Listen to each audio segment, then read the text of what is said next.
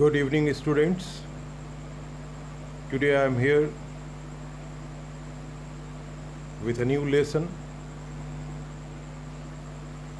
This is PKS Online Public School, Chiraya Kot Mau, Faculty of Modern Language and Literature, Department of Senior Secondary Education, English. I present this evening Anis Jung's Lost Spring, Stories of Stolen Childhood Part 2. It is second chapter from CBSE Class 12 Core English textbook Flamingo. It is read out and explained by me. आज हम para 12 और 13 को पढ़ेंगे, but before that I want to go back and want to give a little explanation about para 11. Para 11 में जैसा कि मैंने last में कहा था कि इस पैरा में व्यंग है. क्या व्यंग है कि देखिए, माँ ने बच्चे से पूछा गया कि तुम चप्पल क्यों नहीं पहनते हो. दूसरे बच्चे ने कहा कि ये चप्पल इसके पास है, लेकिन ये माँ ने इसको मचान से उतार कर नहीं दिया. यानी अगर माँ मचान से उतार के देती तो ये जूता चप्पल पहन लेता. इसमें व्यंग ये है कि छोटे बच्चे अपनी गरीबी को छुपा रहे. उन्हें पता है चप्पल नहीं पहनना बहुत गरीबी की बहुत बड़ी निशानी है. जिनके पाँव में चप्पल नहीं होता है समझा जाता है कि वो बहुत ही गरीब है. चप्पल तक के पहनने का ताकत उसके अंदर नहीं है, ऐसा समझा जाता है. तो वो बच्चे इतने सेंस उनके दिमाग में भरा हुआ है कि हमको गरीबी छुपानी है, झूठ बोलकर गरीबी छुपा रहे हैं. व्यंग इसमें यह है कि हिंदुस्तान में राइटर दिखाना चाह रही है कि हिंदुस्तान में हम गरीबी को छुपाते हैं, जबकि इकोनॉमिकली ये चाहिए कि हमको गरीबी को छुपाना नहीं, उसे लड़ना चाहिए. गरीबी लड़ने की चीज़ होती है. जिस दिन से हम गरीबी को छुपाएंगे नहीं, उसको मान लेंगे और उसके खिलाफ लड़ाई छेड़ देंगे, तो हम ज़रूर उस दिन से अपनी गरीबी पर जीत हासिल करेंगे और आगे की तरफ, अच्छाई की तरफ निकल पड़ेंगे हम. ये एक मैसेज इस व्यंग के जरिए देना चाह रहा है, जो मैं आपके सामने बताना चाह रहा था.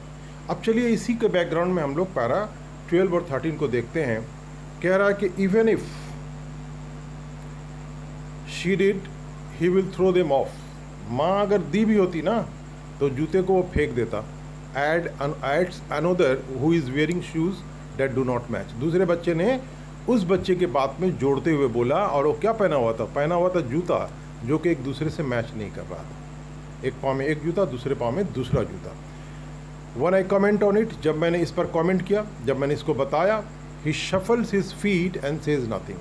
वो अपने पाँव को शफल करता. शफल करना मतलब कार्ड में हम देखते हैं, कार्ड को शफल करते हैं, ऊपर वाले को नीचे, नीचे वाले को ऊपर करते रहते हैं ना हम लोग. तो इस तरह से वो कभी लेफ्ट से राइट पाँव को छुपा रहा है, कभी राइट पाँव से लेफ्ट पाँव को छुपा रहा है. इस तरह से अपने पाँव को शफल कर रहा, कुछ बोलता नहीं है. I want shoes. उतने ही में मैं एक जूता चाहता हूँ, सेज द थर्ड बॉय. तीसरे बॉय ने कहा, who has never owned a pair all his life. और उस बच्चे ने पूरी ज़िंदगी में कभी एक पेयर जूता ही नहीं देखा था, का मालिक नहीं बना था वो. Travelling across the country I have seen children walking barefoot in cities on village roads. Writer कह रही हैं कि पूरे मुल्क में घूमते हुए मैंने देखा है बच्चों को नंगे पाँव घूमते हुए. शहरों में देखा है और गांव के सड़कों पर भी देखा है. It is not lack of money but a tradition to stay barefoot. Writer कह रही हैं कि ये पैसे की कमी नहीं है, बल्कि बेयरफुट रहने की ये एक परंपरागत आदत है. अब देखिए, ये बहुत बड़ी बात कह रही हैं. कह रही हैं कि it is not lack of money but a tradition to stay barefoot is one explanation. कह रहे हैं कि नहीं, ये सच नहीं है, ये केवल एक व्याख्या है कि दादा नहीं पहनते थे मेरे जूता तो मेरे बाबा ने भी नहीं पहना, और बाबा ने जूता नहीं पहना तो हम भी नहीं पहनते हैं. इसलिए मेरे जूता नहीं पहनने का मेरे स्टेटस से इसका कोई ताल्लुक़ नहीं है. तो परंपरा है जिसको कि मैं निभा रहा हूँ. बड़ा गर्व की बात है. गरीबी यहाँ इस तरह से ये बताना चाह रहे हैं कि कभी गरीबी को हम झूठ बोलकर, कभी ट्रेडिशन के माथे मढ़ कर, कभी कुछ करके हम अपनी गरीबी को पीढ़ी दर पीढ़ी छुपाते रहते हैं. ये मैसेज इस पैराग्राफ को देना चाह रही है. मैं फिर कहूँगा कि गरीबी छुपाने की चीज़ नहीं होती है. गरीबी कोई बुरी चीज़ नहीं है जिसको छुपाई जाए, बल्कि गरीबी एक मर्ज है जिसका इलाज है. और इसका इलाज ये है कि गरीबी को छुपाया ना जाए, उसको मर्ज समझ के उससे लड़ाई करी जाए. जिस दिन उसके खिलाफ लड़ाई छेड़ी जाएगी तो गरीबी नाम का मर्ज अच्छा हो जाएगा.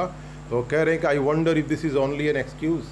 राइटर कह रही है कि मुझे तहज्जुब है कि ये केवल एक बहाना है, गरीब रहना है, बस गरीबी में हम संतुष्ट हैं और इसलिए ये बहाना है टू एक्सप्लेन अवे, ये बात को एक्सप्लेन करने का, a perpetual state of poverty, poverty में रहने का परपेचुअल, हमेशा से, परपेचुअल बने होता है जो चीज़ हमेशा से चली आती हो, एंडलेस हो।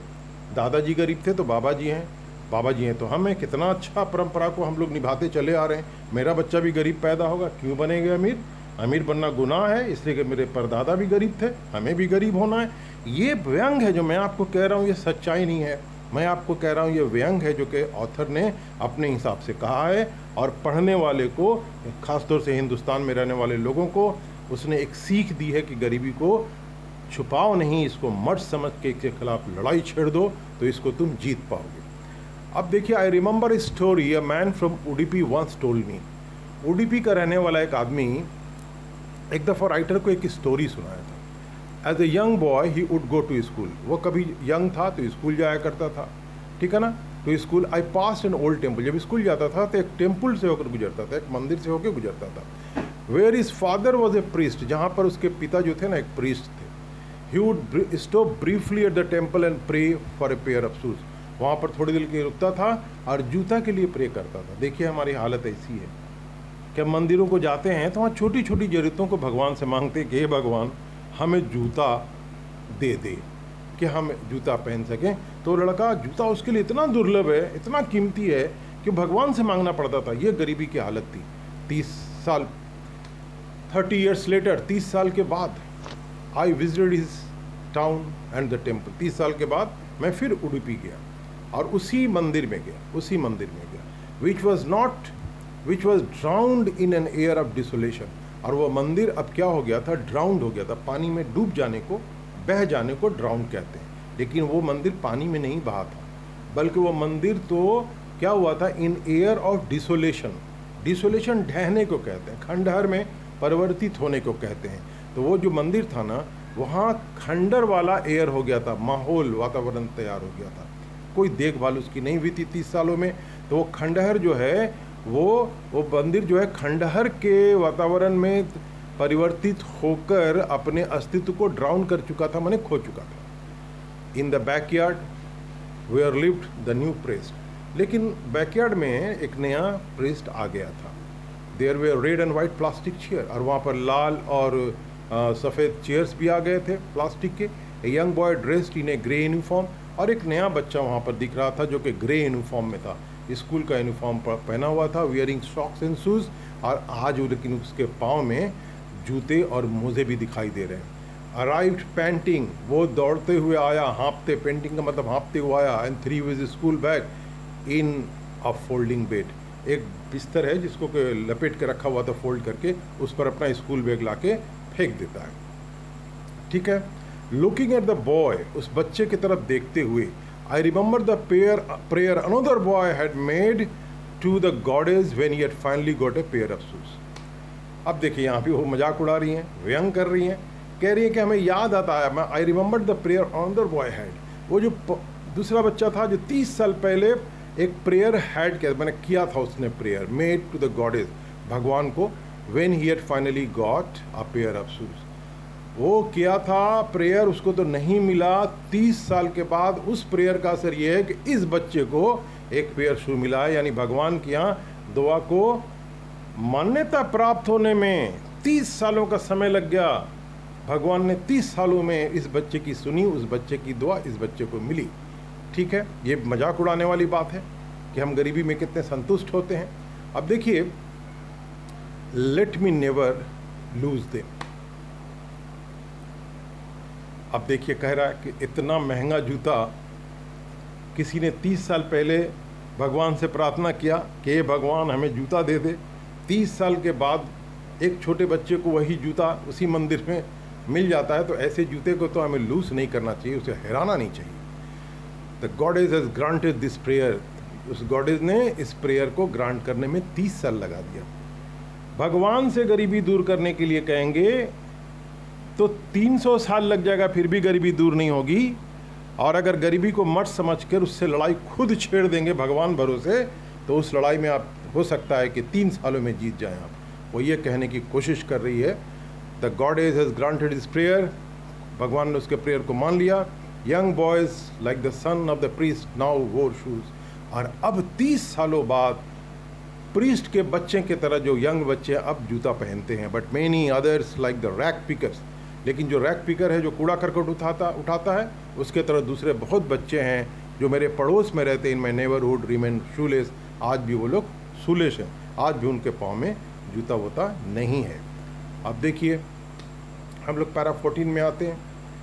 माई acquaintance with the barefoot rag pickers leads me to Seemapuri. ये जो लंगे पाँव कूड़ा करकट उठाने वाले थे, अब जो रैक पिकर्स कूड़ा करकट उठाने वालों को कहते हैं, इनके साथ जो मेरी दोस्ती थी, इस दोस्ती से मैं लीड मी, ये दोस्ती मुझे ले गई, कहाँ ले गई? सीमापुरी। ये सीमापुरी जो है place on the periphery of Delhi, Delhi के एकदम से जहाँ शहर ख़त्म होता है, पेरीफेरी का मतलब यहाँ लिखा होता है if something is on the peripheral of an area और ए प्लेस, एक जगह या कोई भी शहर होता है जिसके एकदम छोर पर जाके कोई होता है, उसको पेरीफेरल कहते हैं। जो दिल्ली के एकदम छोर, जहाँ से दिल्ली शुरू होता है, वहाँ था। Yet miles away from it, Delhi के पेरीफेरल एरिया में था, यानी दिल्ली में ही था, लेकिन फिर भी दिल्ली से बहुत कोसों दूर था।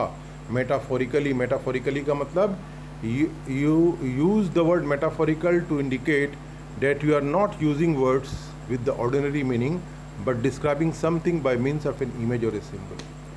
बस कोई चीज़ को जब हम किसी उसके आर्थिक जो उसका जो वास्तव में जो उसका अर्थ होता है उसमें नहीं बोलते हैं, बल्कि उसमें कुछ बातों को छुपा कर हम लोग बोलते हैं, तो ऐसे व्याख्या करने को हम लोग मेटाफोरिकल व्याख्या कहते हैं। तो मेटाफोरिकली उसने कहा कि दिल्ली में रहते हुए भी दिल्ली की तरह नहीं लगता है, यानी दिल्ली में जो आधुनिक बातें जो आई हैं, जो दिखती हैं, वो सीमित हैं 2-4 किलोमीटर में, और 2-4 किलोमीटर के बाद दिल्ली आज भी वैसे ही है जैसे अकबर बादशाह के ज़माने में हुआ करता था। वहाँ पर अभी कोई किस्म की तब्दीली नहीं आई है, सीमापुरी आज भी वैसे ही है। ठीक है, अब देखिए, those who live here are squatters, जो वहाँ पर रहते हैं सीमापुरी में वो स्क्वैटर्स हैं। स्क्वैटर्स कौन होता है? 4 नंबर में लिखा हुआ है, a squatter is someone who lives in an unused building without having legal right or rent। यानी स्क्वैटर्स वो होता है जो कहीं बाहर से आता है और खुली हुई जगह में जिसका कोई क्लेम करने वाला नहीं होता, वहाँ बस जाता है, ऐसे लोगों को हम लोग स्क्वैटर्स कहते हैं। तो सीमापुरी में ऐसे ही बहुत सारे लोग रहते थे जो कि बैक 1971 में वो लोग बांग्लादेश से आए थे।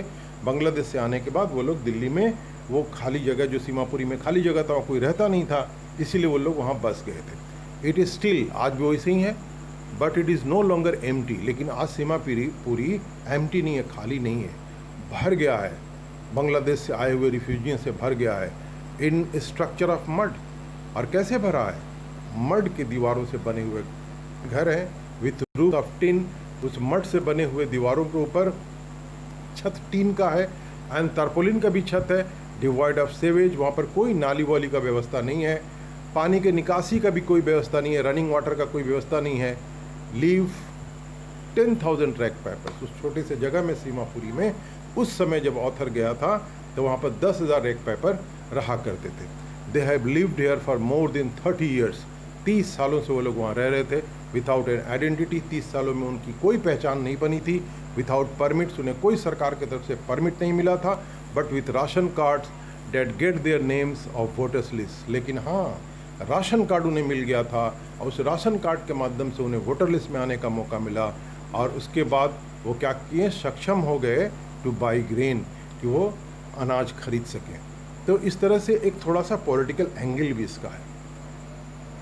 बांग्लादेश जब बना तो वहाँ भाई युद्ध होता है, तो युद्ध होने पर बहुत सारी चीज़ें होती हैं जो कि अमानवीय होती हैं और बहुत सारे लोग उसके शिकार हो जाते हैं। तो जो लोग इस अमानवीय बातों का शिकार हुए थे उसमें एक बहुत बड़ा हिस्सा जो है वो हमारे देश की तरफ, हिंदुस्तान की तरफ चला है। लेकिन वो रिफ्यूजी थे, वो हमारे देश के थे नहीं। ये लोग जहाँ खाली जगह पाए वहाँ बस गए। उसमें से एक जगह सीमापुरी दिल्ली में था, दिल्ली में वो लोग आके बस गए, और जो वहाँ बसे तो 30 सालों का वक्फा गुजर गया, 30 सालों तक वहाँ पर उसी तरह बसे रहे। और आज भी उसी तरह से गंदा वहाँ पर है। एक छोटा सा पॉलिटिकल चीज़ उन्होंने खींचा है। अब के लिए पैरा 14 कंटिन्यूड है। Foods is more important for survival than an identity. Writer कह रहा है, टिप्पणी कर रहा है, कमेंट कर रहा है कि भैया ठीक है, जो बांग्लादेश से आए थे उनको आइडेंटिटी नहीं मिला, आइडेंटिटी नहीं मिली, पहचान नहीं मिली, तो क्या हुआ, खाना ज़्यादा इंपॉर्टेंट होता है। Food is more important for survival. जिंदा रहने के लिए, सर्वाइवल में जिंदा रहने के लिए फूड ज़्यादा इंपॉर्टेंट होता है। किसके तुलना में? पहचान बनती रहेगी, जिंदा नहीं रहेंगे तो पहचान कहाँ से बनेगी, इसलिए खाना जरूरी है। If at the end of the day we can feed our families, जब भी दिन खत्म होता है तो हम अपने बच्चों को अगर फीड कर सके, खिला सके, and go to bed without an aching stomach, बिना खाली दर्द करता हुआ पेट के बगैर हम बिस्तर पर जाएं, we would rather leave here than in the fields that gave us no grain. तो भाई अच्छा है ना, रेदर हम लोग तुलना के लिए भी बोलते हैं। रेदर का देखिए हमने यहाँ पर एक्सप्लेन कर दिया है, रेदर का एक्सप्लेनेशन आपको मिलेगा। रेदर देन का मतलब होता है हम लोग जब किसी चीज़ को, सिचुएशन इज़ नॉट ट्रू और that you do not want, जब कोई, एक्चुअली इसको समझ लीजिए इस तरह कि हम लोग रेदर को कंपैरिजन के लिए यूज़ करते हैं, ठीक है। तो देखिए रेदर को किस तरह से, we would rather leave here, तो एक ऐसी जगह जहाँ पर हमें पहचान न मिले तो क्या हुआ, खाना तो मिल जाता है, रात को कम से कम खाली पेट तो नहीं, पेट में दर्द लिए तो बिस्तर पर नहीं जाते हम लोग, खा पी के हम लोग बिस्तर पर जाते हैं, तो अच्छा होगा उसके कि हम लोग रहें यहीं हेयर। किसके तुलना में? इन द फील्ड्स, ऐसे खेतों में, that gave us no grain, ऐसे खेतों में जहाँ में कोई अनाज वनाज नहीं मिलता है। से ग्रुप ऑफ वुमेन इन ए टैटेड साड़ी, ये बात वहाँ के औरतों के एक समूह ने कहा, और वो लोग कैसी साड़ी पहने हुए थे? टैटेड, फटे पुराने साड़ी पहने हुए थे। टैटेड का मतलब फटा पुराना साड़ी, ठीक है। When I asked them why they left their beautiful land, जब मैंने पूछा कि भैया तुम अपने खूबसूरत ज़मीन को क्यों छोड़ के चले आए, हरे भरे खेतों को एंड रिवर्स को, दरियाओं को, wherever they find food they pitch their tents that becomes transit homes। तो भैया बात ये निकल के आई कि नहीं, जहाँ कहीं भी उन्हें खाना मिल जाता है वहीं वो लोग पिच करना, मैंने गाड़ देना, टेंट मैंने खम्बा वहीं गाड़ देते हैं, अपने वहीं पर टेंट्स को गाड़ देते हैं, रहने की जो टेम्प्रोरी रहने की जगह होती है गाड़ देते हैं।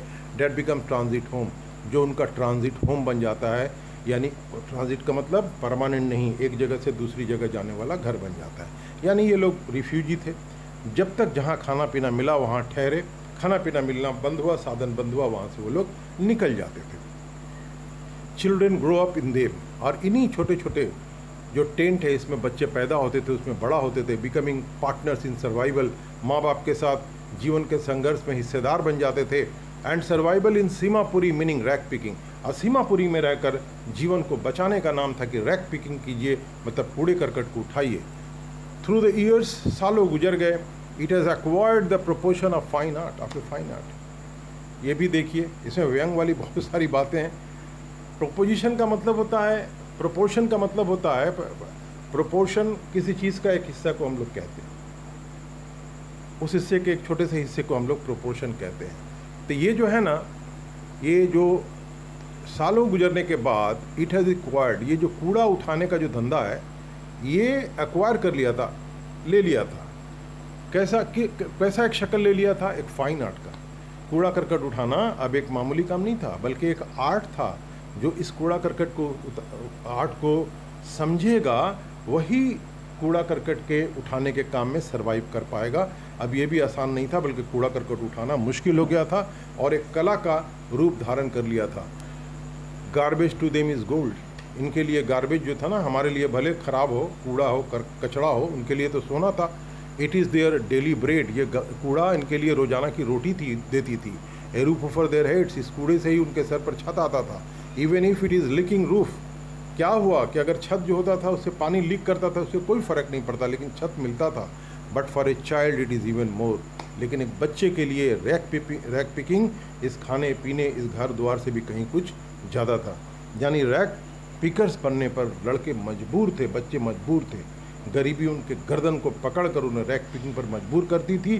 ज़िंदगी को बचाने के लिए कमाना था, और कमाने के लिए इसके अलावा उनके पास कोई साधन नहीं था। बच्चों का इस तरह से शोषण हुआ करता था। अब चलिए पैरा 15 और 16 को एक जगह देखते हैं। आई समटाइम्स फाइंड ए रूपी, कभी कभी मुझे 1 रुपया मिल जाता है। इवन ए 10 रुपी नोट, कभी कभी मुझे 10 रुपया का नोट मिल जाता है। साहब कहता है, साहब मैंने वही लड़का। His eyes lighting up. जब 10 रुपया बोलता है ना तो उसके आंखों में रोशनी आ जाती है, चमक उठती है उसकी आंखें। When you can find A silver coin in A heap of garbage. अब गार्बेज के कूड़ा के ढेर में जब तुम्हें एक सिल्वर कॉइन मिलता है, यू डोंट स्टॉप स्क्राउंजिंग। तो बताओ ना, तुम स्क्राउंजिंग करना छोड़ दोगे? भले से ये काम करना, स्क्राउंजिंग मतलब कूड़े करकट के अंदर जो काम किया जा रहा है उसको स्क्राउंजिंग कहा जा रहा है। स्क्राउंजिंग इसलिए कहा जा रहा है कि कूड़े करकट का काम उठाना, ऐसा नहीं जिसको कि लॉजिकली हम लोग सही साबित कर सकें। तो ये काम भले से लॉजिकली सही नहीं हो, फिर भी अगर कूड़े करकट से तुमको अगर चांदी मिलने लगे तो आप कभी कूड़ा करकट का काम नहीं छोड़ेंगे। For there is hope of finding more. और दूसरी बात है ना, और ज़्यादा फाइंड करने का यहाँ पर होप भी है। It seems that for children, ऐसा लगता है कि बच्चों के लिए garbage has a meaning different from what it means to their parents. देखिए ऐसा है, राइटर कह रही है कि इट सीम्स, ऐसा लगता है कि बच्चों के वास्ते garbage has a meaning. Garbage का एक मीनिंग था, मतलब था, और वो मतलब अलग था। किससे? वो मतलब अलग था जिससे कि पेरेंट्स मतलब निकालते थे गार्बेज का, वो दोनों का मत, पेरेंट्स गार्बेज के कुछ और माने निकालते थे और बच्चे गार्बेज के कुछ और मीनिंग निकालते थे। ठीक है, for the children it is wrapped in wander. बच्चों के लिए गार्बेज ऐसा था जैसे कि रहस्य में लिपटा हुआ कोई चीज़, कि उस चीज़ को अगर हम हटाएंगे तो कुछ चीज़ें मिलेंगी, कभी 1 रुपये का कॉइन, कभी 10 का, कभी सिल्वर का कॉइन, कुछ ना कुछ मिल जाएगा। तो कूड़ा मानो के एक लपटा हुआ रहस्य का ढेर था। For the elders it is a means of survival. लेकिन जो बड़े थे उनके लिए तो ये सर्वाइवल का जरिया था। बच्चा कूड़ा करकट में जाके अगर कूड़ा करकट में से अच्छी चीज़ों को चुन के बाज़ार में बेच के पैसा नहीं लाएगा तो घर का खाना खुराक नहीं चलेगा। उनके लिए ऐसा था, ये बातें थी उनके लिए। यानी बच्चों के लिए गार्बेज का हीप जो था, गार्बेज का जो ढेर जो था, वो क्या था? वो क्या था? वो था वंडर, माने आश्चर्य में लिपटी हुई कोई चीज़, जिसको कि हर सुबह को बच्चे जाके अपने उस आश्चर्य को, कूड़े करकट को हटा के दूर कर लिया करते थे। लेकिन बड़े लोगों के लिए वो केवल एक जीने का साधन था, केवल एक जीने का साधन था। वन विंटर मॉर्निंग, एक जाड़े की सुबह, I see Saheb standing by the fenced gate. मैंने साहब को देखा कि एक गेट के पड़ोस के क्लब था, क्लब के सामने फेंस लगा हुआ था। मैंने एक क्लब के सामने एक बाउंड्री लगी हुई थी, फेंस का मतलब बाउंड्री समझ लीजिए, और उसी बाउंड्री में गेट लगा हुआ था, वहीं साहब खड़ा था। Watching 2 young man dressed in white playing tennis. 2 young बच्चे थे, उनको देख रहा था, सफ़ेद सफ़ेद कपड़े पहने हुए थे, टेनिस खेल रहे थे। I like the game he hums. वो हमिंग किया। हम करना का मतलब वो इफ समथिंग हम इट मेक्स, देखिए लिखा हुआ if someone hums it makes a low continuous noise. हल्की आवाज़ में बात करने को कहते हैं। हल्की आवाज़ में वो कहा बच्चे ने कि हमको देखने में अच्छा लगता है। Content to watch it is standing behind the fence. Fence के पीछे खड़ा होकर, बाउंड्री के पीछे खड़ा होकर वॉच करके मैं कंटेंट हो जाता हूँ, मतलब मैं खुश हो जाता हूँ, मैं संतुष्ट हो जाता हूँ। I go inside when no one is around. मैं अंदर भी जाता हूँ जब इसमें कोई नहीं होता। ही एडमिट्स, इस बात को मानता है। The gatekeeper lets me use the swing. Swing उस गेट को कहते हैं जो घूमता है, घूमने वाला गेट। तो गेट कीपर ना हमको इस घूमने वाले गेट के माध्यम से जाने के लिए अनुमति दे देता है। अब देखिए 17 और 18 number, Saheb too is wearing tennis shoes. Saheb भी टेनिस का जूता पहना हुआ था। That looks strange over his discoloured shirt and shorts. और जो साहेब ना, जो शॉर्ट्स, जो हाफ पैंट पहना था, जो शर्ट पहना था, उसके कलर तो बिल्कुल ख़त्म हो गए थे, डिस्कलर हो गए थे। उस दोनों पर वो जूता मैच नहीं कर रहा था, अजीब लग रहा था। Someone gave them to me. उसने कहा कि ये जूता ना मेरा नहीं है, ये मुझे किसी ने दिया है। He says in a manner of an explanation. ऐसे कहा जैसे को एक्सप्लेन कर रहा हो। The fact that they are discarded shoes. ये फैक्ट कि ये शूज़ जो हैं वो डिस्कार्डेड हैं। ये वो शूज़ हैं जिसको कि, वो जूते हैं जिसको कि किसी ने डिस्कार्ड किया, किसी ने उतार के फेंक दिया हुआ है, किसी अमीर लड़के ने फेंका हुआ है। Who perhaps refuse to wear them. शायद उस बच्चे ने इसको पहनने से मना कर दिया होगा। Because of a hole in one of them. वो बच्चा उस जूते को पहनने से मना, अपने आप को पहनने से मना कर लिया होगा, इसलिए कि उसमें एक होल था। Does not bother him. जूता में होल है, अमीर का बच्चा नहीं पहनेगा, वो खुद को मना कर लिया कि नहीं, होल वाला जूता हमको नहीं पहनना है। लेकिन ये जो है ना, बच्चा जो है, इसके लिए उससे कोई बॉदर नहीं है, कोई परेशानी नहीं है। For one who has walked bear foot. इससे कि वो लड़का जो कि नंगे पाँव चलता है, even shoes with a hole is a dream come true, उसके लिए तो एक सुराख वाला जूता भी है, मानो कि ऐसा है जैसे कि सपने का सही होना। But the game he is watching so intently, लेकिन वो गेम जो इतना इंटेंटली माने इतना सीरियसली, इतना चाहत के साथ देख रहा था, is out of his reach. वो गेम उसके पहुंच के बाहर था, ये गेम उसके पहुंच के बाहर था। ठीक है, out of his reach.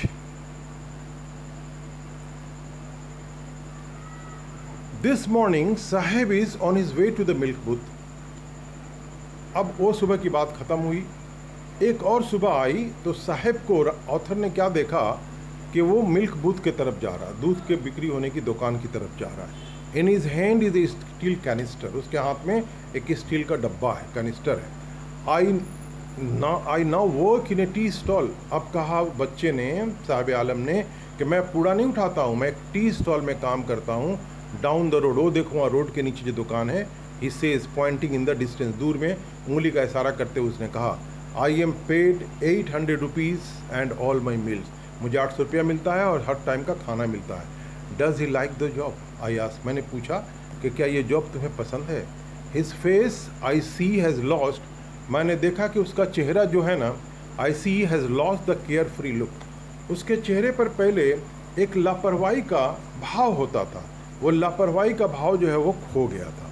The steel canister seems heavier than the plastic bag. Author को ऐसा लगा कि जो वो स्टील का कैनिस्टर लिया हुआ उसमें 1-2 लीटर दूध ही तो होगा, लेकिन वो भारी था किसके तुलना में, उस प्लास्टिक बैग के तुलना में। He would carry so lightly over his shoulder, लेकिन वो प्लास्टिक का 10-15 केजी का भरा हुआ बैग अपने शोल्डर पर कितने हल्के तरीके से वो ढोता था, वो हल्का था। लेकिन उसके तुलना में आज ये जो कैनिस्टर में दूध वाला जो हल्का सा बर्तन है वो उसको भारी लग रहा था।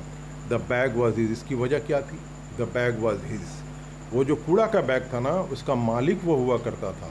The canister belongs to the man who owns the tea shop. लेकिन कैनिस्टर जो था ना, जो जिस बर्तन में दूध लेके जा रहा था, वो किसका था? किसको, उसका मालिक कौन था? वो टी शॉप का owner. Saheb is no longer his own master. यहाँ भी एक बहुत ही बड़ा एक समझ लीजिए व्यंग किया जा रहा है कि साहेब अब अपना मालिक नहीं रहा। देखिए यहाँ एक चीज़ और कही जा रही है, राइटर बड़े भावुक होकर लिखते हैं, इमोशनल होकर लिखते हैं, लेकिन उस इमोशन में उनमें एक मैसेज होता है। साहेब बहुत गरीब, कूड़ा करकट उठाने वाला बच्चा, कूड़ा करकट उठाता है, बैग में भरता है, भारी बैग को कंधे पर लेकर चलता है, लेकिन उसके चेहरे पर एक केयर फ्री, मतलब बिल्कुल लापरवाही का एक भाव उसके चेहरे पर होता था, हंसता था। आज वो एक टी स्टॉल में काम करता है, लेकिन टी स्टॉल में काम करते हुए उसके हाथ में एक हल्का कनिस्टर है, दूध का बर्तन। राइटर कह रहे हैं कि वो दूध का बर्तन ना उसके लिए भारी है, किसके तुलना में? वो बैग के तुलना में जिसमें के कूड़ा करकट हुआ करता था। इसलिए तो कूड़ा करकट का बोरा का मालिक वो हुआ करता था और कनिस्टर का मालिक वो नहीं है, बल्कि टी स्टॉल का ऑनर मालिक है। तो मालिक बन के काम करना उसका एक अलग आनंद, और नौकर बन के काम करना उसका एक अलग आनंद होता है। इस चीज़ को यहाँ पर डिफ्रेंशिएट करने के लिए उसने कहा है। और आखिरी कमेंट उसका है कि Saheb is no longer his own master. आखिरी उसने कह रहा है कि साहेब अब अपना मालिक आप नहीं रहा। ये समरी पार्ट 1 मैं पढ़ दे रहा हूँ, आप इसको समझ लेंगे, बहुत आसान है। The first part tells the writers impression about the life of the poor rag pickers. पहले पार्ट में, ये पार्ट 1 का द फर्स्ट पार्ट, ये पहला पार्ट हम लोग को कहता है द राइटर्स इम्प्रेशन के, राइटर ने क्या इम्प्रेशन लिया है, राइटर क्या इम्प्रेशन ले रहा है about the life of the poor rag Piper.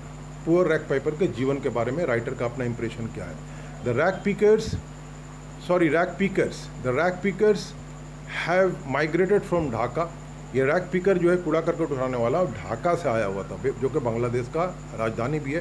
And found a settlement in Seemapuri, और सीमापुरी में आके वो बस गया था। Their fields and homes had been swept away by storm. उनके खेत, उनके घर जो है ना आंधी तूफान में उड़ गए थे। They had come to the big city to find a living. उसके बाद वो दिल्ली जैसे बड़े शहर में एक रोजी रोटी की तलाश में आ गए थे। दे आर पुअर, वो लोग गरीब हैं। The writer watches Sahib every morning scrounging for gold in her neighborhood.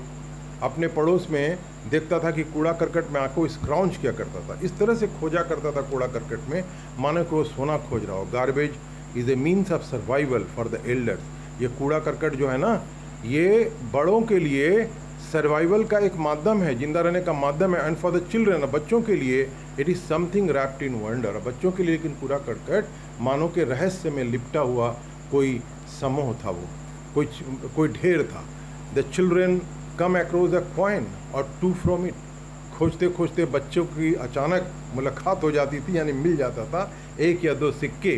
They have desires and ambitions. बच्चों के अपने ख्वाहिश हुआ करते थे, उनके अपने एम्बिशंस हुआ करते थे. But they do not know the way to achieve them. लेकिन कैसे उनको अचीव करेंगे, कैसे प्राप्त करेंगे, उनको मालूम नहीं था. They are quite a few things that are unreachable to them. कुछ ऐसी चीज़ें हैं जो उनके पहुंच से बाहर थीं, जैसे कि जूता, जैसे कि टेनिस का खेल और इसी तरह की चीज़ें. Like Saheb joins later Saheb joins a tea stall where he could earn 800 rupees. बाद में साहब एक टी स्टॉल में काम करने लगता है और वहाँ उसे 800 रुपये की आमदनी होती है और हर टाइम का खाना मिलता है. The job has taken away his freedom. लेकिन आखिरी में मैसेज ये है कि जो भी था कूड़ा करकट उठाना उसका अपना काम था, और टी स्टॉल में साफ सुथरा काम तो है ज़रूर, लेकिन उसका काम है नहीं, तो कहीं नौकरी कर रहा है. तो इस तरह से इस काम में उसने अपने फ्रीडम को खो दिया. यानी गरीबी इंसान से उसकी आज़ादी भी छीन लेती है. गरीबी इंसान से उसकी आज़ादी भी छीन लेती है और वो धीरे धीरे उसका हर कुछ छीनने लगता है. उसका ज़मीर छीन जाता है, उसका सम्मान छीनने लगता है, और वो अपने आप जो गरीबी है उसको छुपाता ही रहता है, उसको छुपाता ही रहता है. इस पार्ट से हमें एक मैसेज मिला कि गरीबी को छुपाया नहीं जाए, बल्कि गरीबी को एक मर्ज समझकर उसके खिलाफ लड़ाई करी जाए. और उस लड़ाई में जीत जरूर होगी. जो लड़ता है वो जीतता है, और जब उस लड़ाई में जीत कर बाहर निकलेगा तो वो अभाव से निकलकर उसके हाथों में सब कुछ दिखेगा. वो जो चाहता है वो हासिल कर पाएगा. So thanks for watching it. Thank you very much.